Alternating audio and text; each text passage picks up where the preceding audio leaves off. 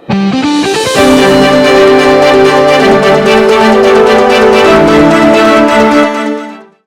विदेश की खबरों, ब्रेकिंग न्यूज, एंटरटेनमेंट जगत की हलचल और ताजा मुद्दों की पड़ताल के लिए हमारे चैनल को सब्सक्राइब करें और बेल आइकन दबाना ना भूलें। संसद का मॉनसून सत्र आज से शुरू हो गया है। मॉनसून सत्र की शुरुआत के साथ टीएमसी सांसद सौगात रॉय ने केंद्रीय वित्त मंत्री निर्मला सीतारमण पर कुछ ऐसी टिप्पणी कर दी जिसके बाद हंगामा खड़ा हो गया और उनसे बिना शर्त माफी की मांग की जाने लगी।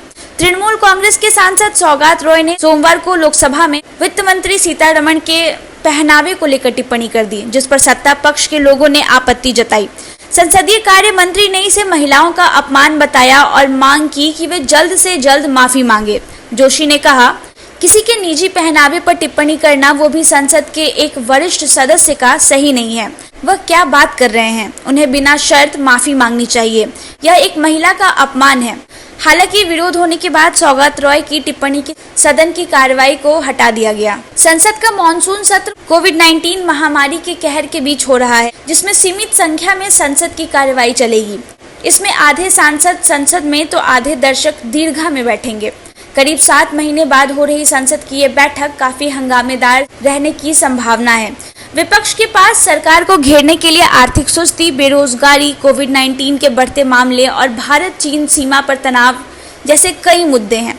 संसद की बैठक शुरू होने से पहले लोकसभा अध्यक्ष ने सदन में तमाम दलों के नेताओं के साथ बैठक की।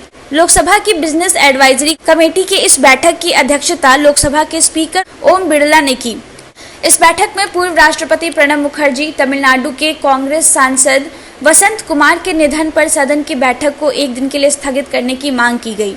ये मांग कांग्रेस और टीएमसी ने उठाई, लेकिन बाद में दिवंगत नेताओं के सम्मान में सदन की कार्यवाही 1 घंटे के लिए स्थगित करने पर सहमति बनी। देश भर में लगातार कोरोना के संक्रमण से हुए लॉकडाउन ने कई लोगों को बेरोजगार कर दिया है।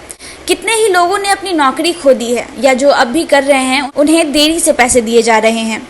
ऐसे लोगों के लिए एक बड़ी खुशखबरी है। कर्मचारी राज्य बीमा नगर ESIC ने बेरोजगारों के लिए बड़ी राहत भरी घोषणा की है। अब अटल बीमित व्यक्ति कल्याण योजना के तहत ESIC सब्सक्राइबर्स को बढ़े हुए बेरोजगारी भत्ते का लाभ मिलेगा। इसके तहत वो लोग जो लॉकडाउन में अपनी नौकरी खो बेरोजगार हो गए हैं, उन्हें अब 3 महीने तक सैलरी की 50% राशि प्रदान की जाएगी।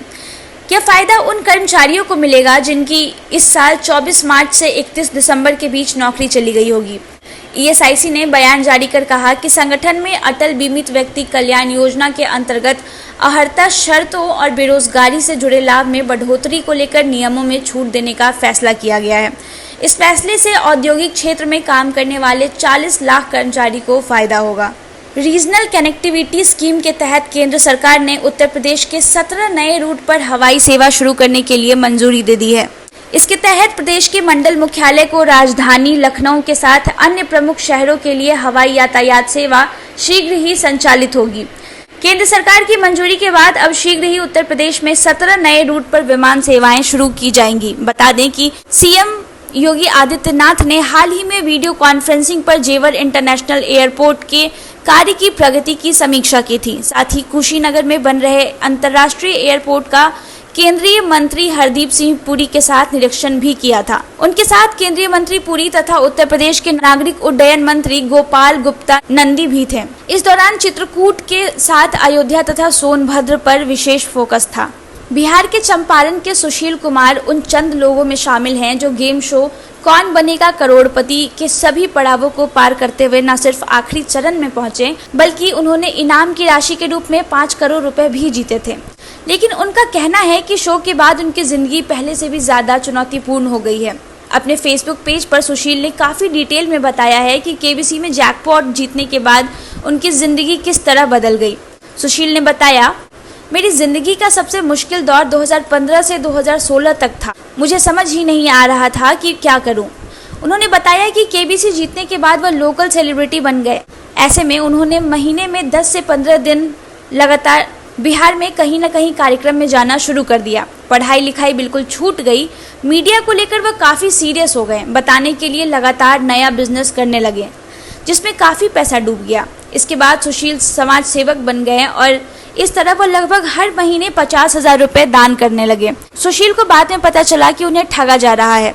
यहाँ तक कि उनकी पत्नी के साथ भी उनके रिश्ते खराब हो गए, क्योंकि वह यह समझ नहीं पा रहे थे कि उन्हें किस पर विश्वास करना चाहिए और किस पर नहीं। सुशील कहते हैं कि पत्नी के साथ उनके रिश्ते इतने खराब हो गए थे कि बात तलाक तक आ पहुंची थी। सुशील ने यह भी बताया कि उनके साथ कुछ अच्छी चीजें भी हुई, जैसे दिल्ली में उनकी मुलाकात कुछ छात्रों से हुई जो उन्हें दुनिया और नए विचारों के बारे में बताता था। उनके मुताबिक लेकिन इन सब के साथ शराब और सिगरेट की लत भी लग गई। हम सब भी मिलते थे, सिगरेट और शराब का दौर चलता था। सुशील ने बताया कि वह फिल्मों के बहुत बड़े फैन बन गए थे और उन्हें लैपटॉप पर घंटों तक फिल्में देखना पसंद था। फिल्मकार बनने की उम्मीद लिए वह मुंबई आ गए, लेकिन उन्हें सलाह मिली कि पहले उन्हें टीवी सीरियल में काम करना चाहिए। उन्होंने एक फिल्म के लिए स्क्रिप्ट भी लिखी, जिसके एवज में उन्हें 20,000 रुपये भी मिले थे।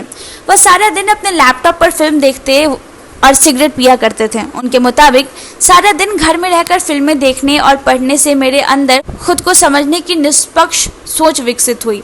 मुझे एहसास हुआ कि मैं मुंबई फिल्मकार बनने नहीं बल्कि अपनी समस्याओं से दूर भाग कर आया हूँ। सच्ची खुशी उसी में है जो आपका दिल करना चाहता है। घमंड तो कभी शांत नहीं किया जा सकता। मशहूर से 1000 गुना ठीक है अच्छा इंसान होना। इसके बाद सुशील बिहार वापस आ गए और टीचर की नौकरी के लिए तैयारी की। सुशील ने बताया कि वह अब टीचर हैं और साल 2016 से शराब नहीं पी रहे हैं।